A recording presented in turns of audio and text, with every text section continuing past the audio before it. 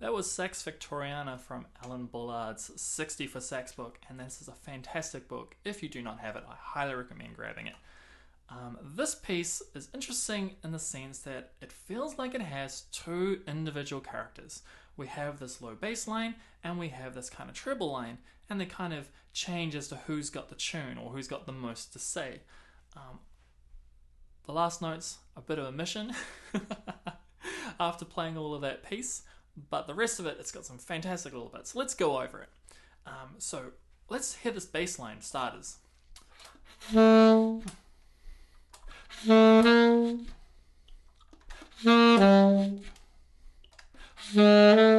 that happens quite a bit in the piece. And then we have the treble line.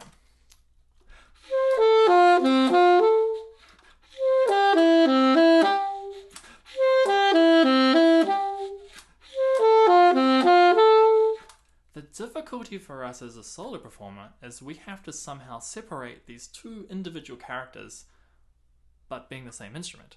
So how do we do that? And the way I've liked to do it is I've tried to pronounce the bass part a little bit more, or I try to pronounce the bass part a little bit more.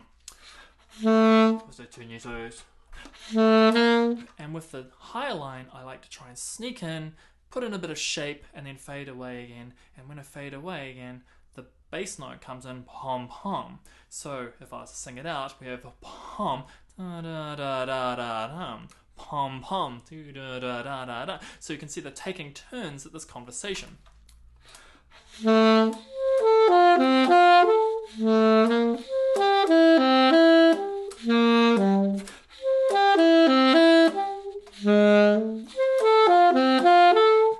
Now, the instructions here are andante rubato ed espressivo, so we don't have to play with metronomic intensity. We can put little spaces between these two conversing parts.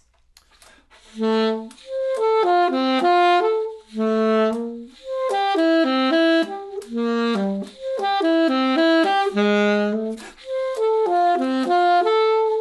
try and separate them. And then halfway through, bar 9, or partway through bar 9, we have a separation in the sense that the high part is doing more the ba-dum.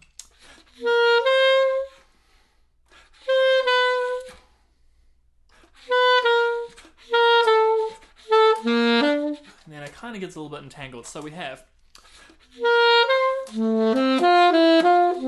So notice I sneak in, I make it pronounced, and then I back away again, and then the top part goes ba-dum.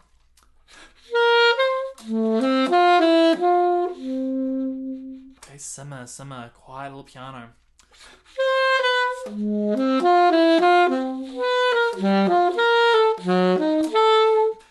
Okay, they're jumping around a bit, so it's probably a little bit obvious at this point that we're two different voices.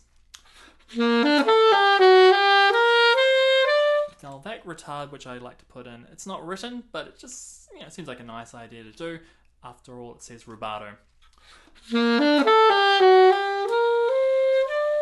And see, I've taken this bit of a breath, I've decelerated right down.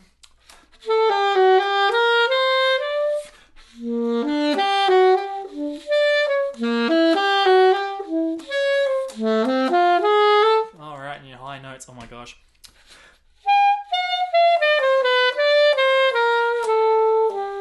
Now, it doesn't say accelerando then retard, it actually is just polka retard, but I quite like to speed up through it and then put on the brakes.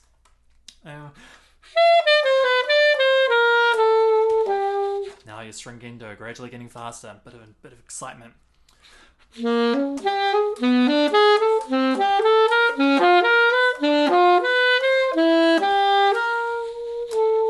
And then a rel. And probably some more correct notes. So we keep on going. Our tempo, we're back to the original tempo, which I might add is only 76. So I'm probably a little bit on the fast side. Okay,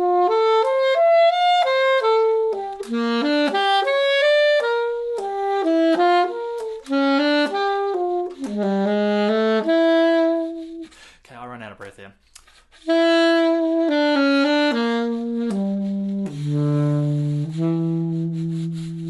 Okay, big retard. We've got to make the most of these because sometimes we've got to exaggerate things. We're doing it for the audience. It's a little bit like stage makeup in a way. Why is it the performers put on the red lipstick, massive eye makeup? It's because without it, the lights will wash it out. So in some ways, when you've got this big music hall or whatever, or just people that are not really into this music, sometimes you have to just really hit them in the face with it, right? I'm doing retard. Put on the brakes. Okay, and then pause. And then big breath. And they'll notice that, right? So we're exaggerating it. We're theatre.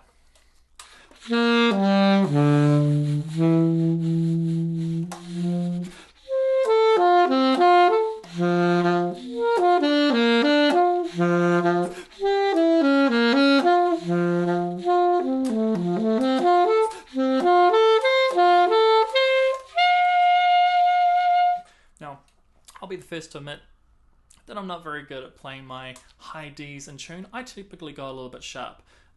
So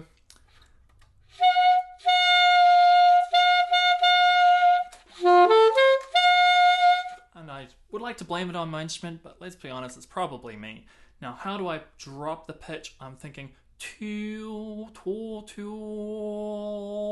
of like dropping my jaw a little bit, just opening up, giving it a bit more space, just dropping, making it a little bit, let's say we're making it flat, but we're not making it sound gross, if you know what I mean. So as a clarinetist, I'm probably a bit too tight. I've got too much strength in the embouchure, so I've got to try and back off, but we've got to keep that airflow moving or else it kind of just falls over.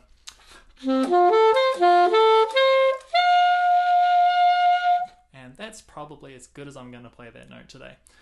So, Sax Victoriana, it's number 49 in the 60 for Sax book. It's a great piece, give it a go. It's not as intimidating as you think. Just break it down into nice little 8-bar phrases. I think they're pretty consistent for 8-bar phrases.